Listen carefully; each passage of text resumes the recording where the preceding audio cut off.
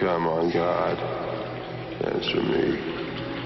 For years I'm asking you why. Why are the innocent dead and the guilty alive? Where is justice? Where is punishment? Or have you already answered? Have you already said to the world, here is justice, here is punishment, here in me? The Punisher made his Marvel Comics debut in 1974 in The Amazing Spider-Man number 129, in which the Punisher is misled into believing Spider-Man is a criminal, and he goes gunning for the web-slinger. After several other appearances in Spidey Comics, as well as other popular Marvel titles, the Punisher's popularity grew for over a decade, and by 1986, the Punisher received his own limited series, which eventually led to his own monthly title. The Punisher steadily gained a loyal following, resulting in more guest appearances and spinning out into two more titles, Punisher War Journal and Punisher Warzone. For anyone in need of a refresher, decorated Marine veteran Frank Castle wages war on organized crime after his wife and children are caught in the crossfire of a mob hit. Castle becomes the vigilante known as the Punisher. By 1989, the Punisher made his feature film debut in live action with Dolph Lundgren as Frank Castle, aka the Punisher. Since his '89 film debut, 3 other actors have also portrayed the Punisher: Tom Jane,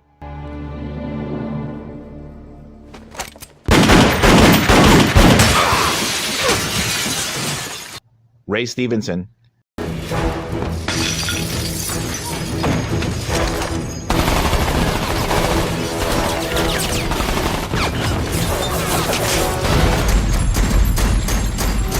and John Bernthal.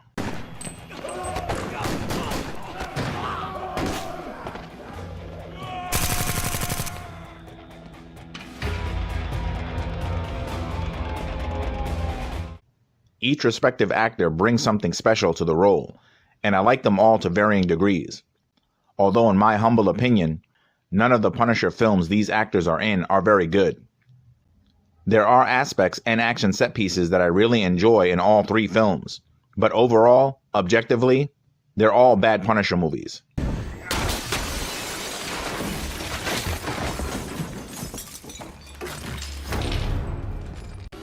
What's the reason behind you killing all those guys? There's a limit to revenge. Well, I guess I haven't reached one yet.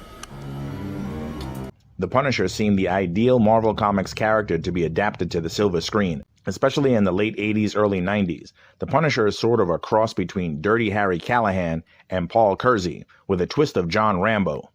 Though the film should have been much more in line with the films that inspired the character, unfortunately, the Punisher film produced by New World Pictures is just another entry in the mindless, action-driven schlock that dominated the era, and was starting to wear thin by the time the film was released.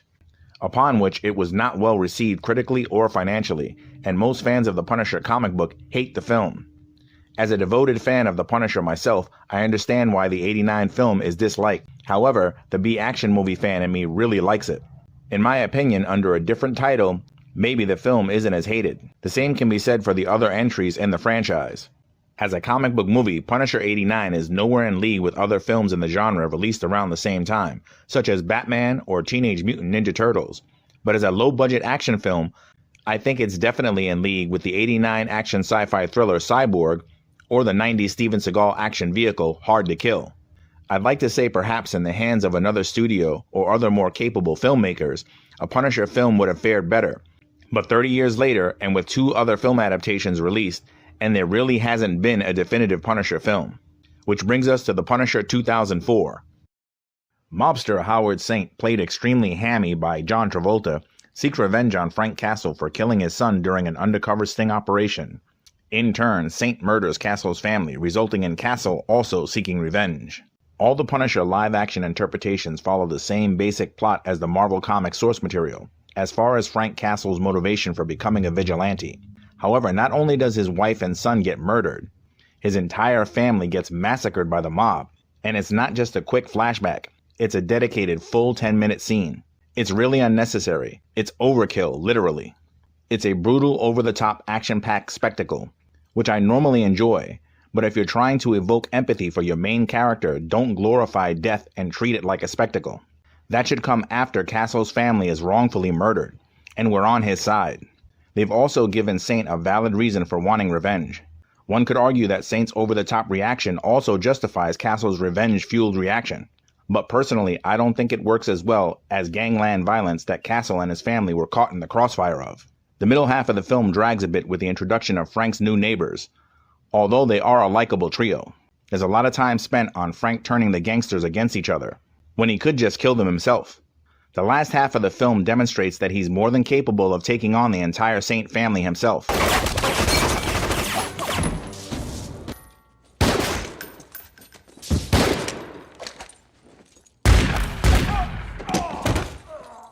I do like some of the elements in the film that were inspired by the Punisher Warzone comics, such as the paid assassins that were sent to kill Castle. Harry Heck, Bring a knife to a gunfight. and the Russian.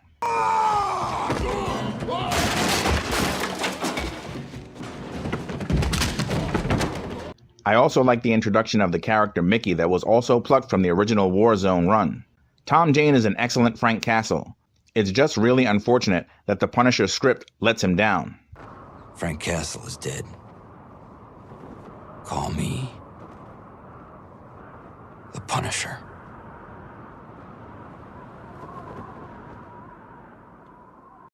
Punisher Warzone is a lot of fun as far as its action is concerned. It's very over-the-top and cartoonish, and has equally over-the-top and cartoonish villains, with Looney Bin Jim and Jigsaw. Ray Stevenson gives a great performance as Frank Castle, and is great in all the action sequences. However, his performance, while extremely good and in line with the source material, it's out of touch with the tone of the rest of the movie at times. That's in no way his fault, it's direction and script issues.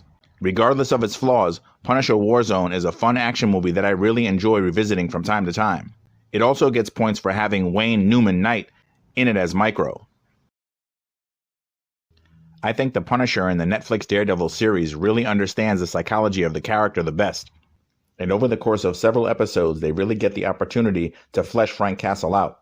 The 2-hour runtime of a movie can limit the potential for character development, especially when it's expected that action spectacle should be the main focus in an action movie. So if the drama isn't peppered properly throughout the film's runtime, it's all just action set pieces with no dramatic stakes. Though the Punisher film adaptations leave something to be desired in this regard, the Punisher in Daredevil Season 2 has it in spades. My favorite adaptation of the Punisher in live action is in the Netflix Daredevil series, which in my opinion is the most comic accurate. However, that doesn't mean that Jon Bernthal is my favorite actor to portray the Punisher. In fact, I didn't care for most of the Netflix Punisher series. My personal rankings of the Punisher in live action are: number 4, Punisher 2004, number 3, Punisher Warzone, number 2, Punisher 1989, number 1, Daredevil Season 2. Only I do the one thing that you can't. You hit them and they get back up. I hit them and they stay down. My personal rankings of Punisher actors are: number 4, Dolph Lundgren, If you're guilty, you're dead. And what the fuck you call 125 murders in 5 years, huh? Work in progress. number 3, Jon Bernthal, I think you're wrong. Which part? All of it. I think there's no good in the filth that I put down. That's what I think. And how do you know? I just know. Look around, man. This city, it stinks. It's a sewer. It stinks and it smells like shit, and I can't get the stink out of my nose. I think that this world, it needs men that are willing to make the hard call. That's what I think. I think you and me are the same. We're the same. You know. number 2, Ray Stevenson.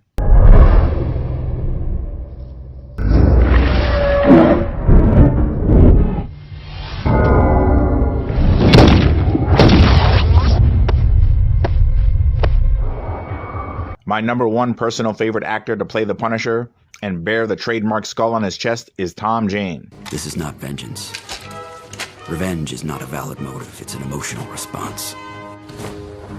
No, not vengeance. Punishment. However, as mentioned, I think the Tom Jane Punisher film is the worst of the 3 films that were released theatrically. But I've always liked Jane's performance, and cementing my opinion of Jane's portrayal was the short Punisher fan film Dirty Laundry. You dropped this. Keep it.